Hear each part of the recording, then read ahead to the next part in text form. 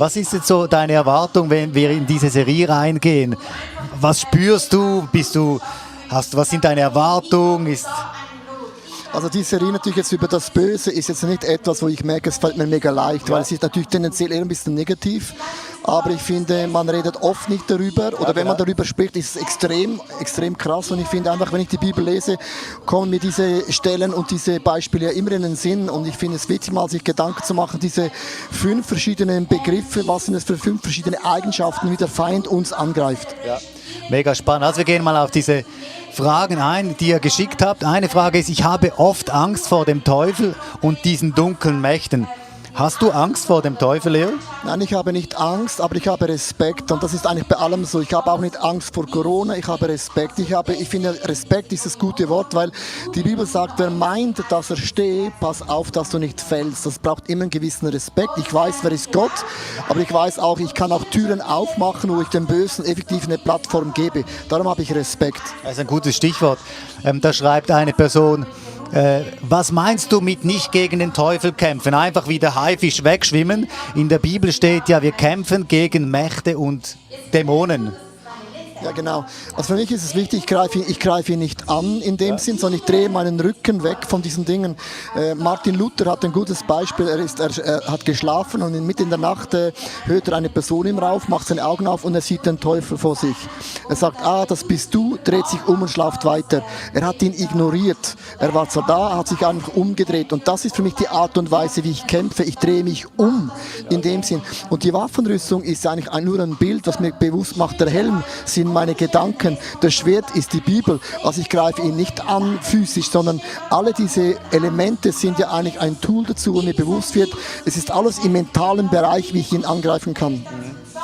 Aber jetzt wie wir damit umgehen, du sagst, wir haben Respekt, aber trotzdem machen wir mit einem Schauspieler auf der Bühne, mit diesen Hörnern, machen wir das nicht ein bisschen lächerlich? Wieso machen wir das? Ja, ich habe das gemacht, weil das ist das Bild, das viele Menschen haben aus dem Mittelalter. Hörnchen und Dings, wenn du auf Fasching gehst, siehst du das auch, es ist immer dieses Bild, das genommen wird.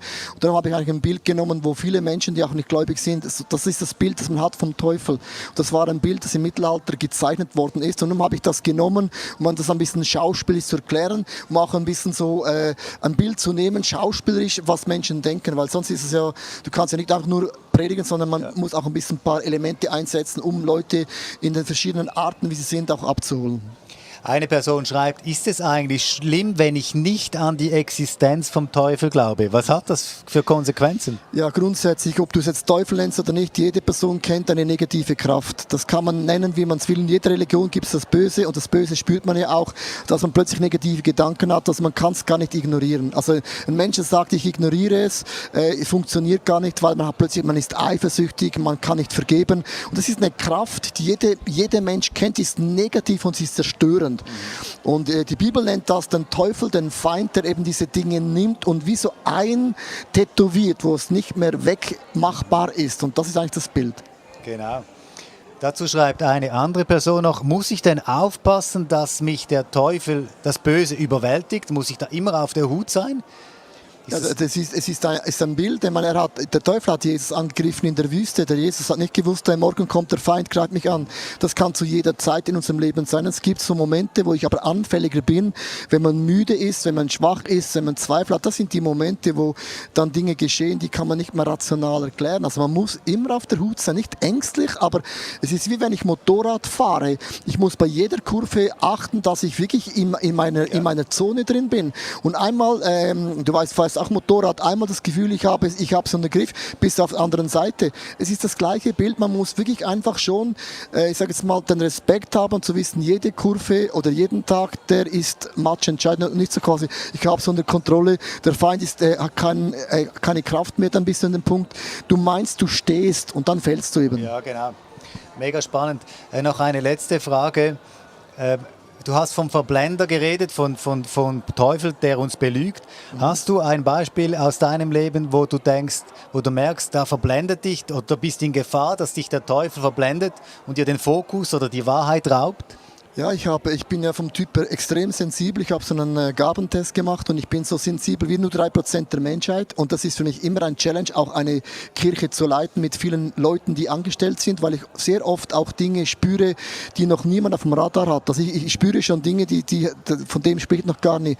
Und das guckt mich manchmal mega an und ich manchmal auch mir vorstellen, mir überlege, bin ich die falsche Person? Weil man sagt ja, eine große Bewegung kann man nicht hochsensibel leiten, sagt man.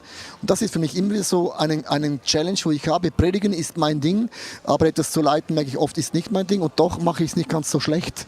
Also ich habe immer diese zwei Herzen in meiner Brust und das eine muss ich immer aufpassen, dass ich nicht in das Negative falle, denke, ich bin ein schlechter Leiter, ich bin ein schlechter Coach. Da muss ich schon sagen, beim Predigen habe ich nicht, weil ich werde ja überall eingeladen, da habe ich wie ein bisschen so auch meine Bestätigung, aber in der Leiterschaft, du weißt, dass Leiterschaft ist nichts Dankbares. Du siehst immer die Schwächen von einem Leiter und in der Schweiz noch viel, viel mehr, Deutschland auch, wir sind sehr kritisch. Und das spielt mir nicht in die Karten, also so gesehen. Hey, vielen Dank, Leo, dass du den Mut hast, diese Serie auch so zu nennen, weil ich merke, das löst schon so viel aus, oder? Nur, dass man die Serie so benennt. Wir sind am Anfang dieser Serie, ich bin gespannt, wie es weitergeht. Dann lassen wir dich gehen. Ja, danke. Vielen Dank. Mach's gut, bye bye.